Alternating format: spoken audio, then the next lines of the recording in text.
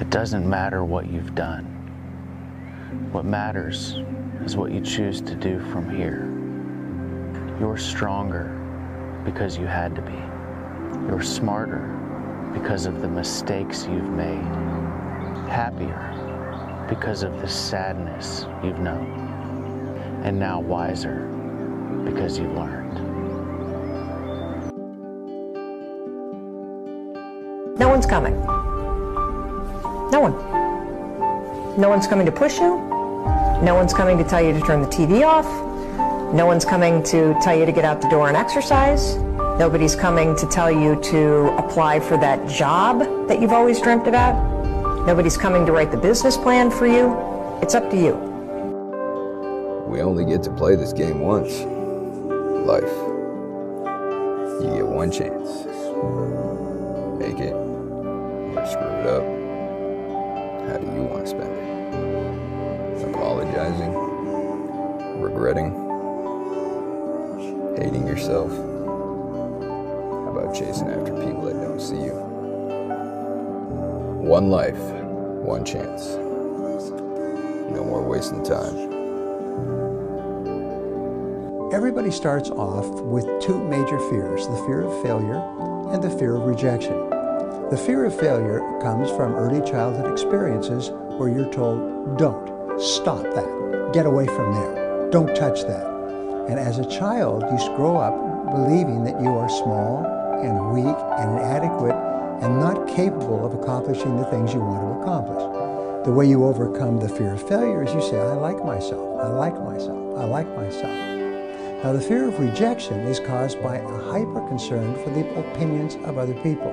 And your job is to reach the point where you say, I like myself. I'm responsible for my own life. And if someone doesn't like what I do or don't do, that's their problem. It's not my problem. And if you repeat this to yourself over and over again, you can actually reprogram yourself and cancel out and override all the previous programming that's generating these fears that you experience in your adult life. One thing people need to understand about extremely kind, nice, and loving people is that their other side is just as extreme. It's the hell they survive that makes them gentle. Don't mistake their self-control for weakness. The beast in them is sleeping, not dead. The difference between depression and sadness is sadness is just, from happenstance, whatever happened or didn't happen for you. And depression is your body saying, fuck you, I don't want to be this character anymore. I don't want to hold up this avatar that you've created in the world. It's too much for me. Deep rest. Your body needs to be depressed. It needs deep rest from the character that you've been trying to play. I blame no one. I look in the mirror. On the other side of it, what an opportunity we have, because tomorrow's the first day of the rest of our lives. So what an opportunity we have to practice. After you lose, or when you get knocked down, stay down there for a minute. Understand why you lost.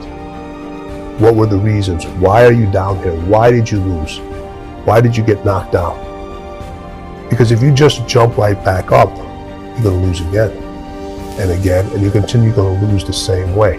So every time I lost, I stayed down for a second. Minutes, hours, days, weeks. But when I stood up, I was different. When you stop and think about it, they won't understand until you leave. The minute you walk away, you'll become the best they ever had. It's crazy how loss triggers love.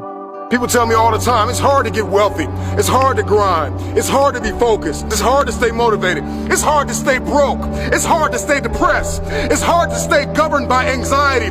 It's hard to be inconsistent. It's hard not to have daily disciplines. It's hard not to believe in yourself. It's hard to be broke. It's hard to be poor. It's hard. It's all hard. So choose your hard. You either go work for it, you're gonna sit there and let life knock you down and dare you to get back up. Take yourself out your comfort zone. If you stay in your comfort zone, that's where you will fail.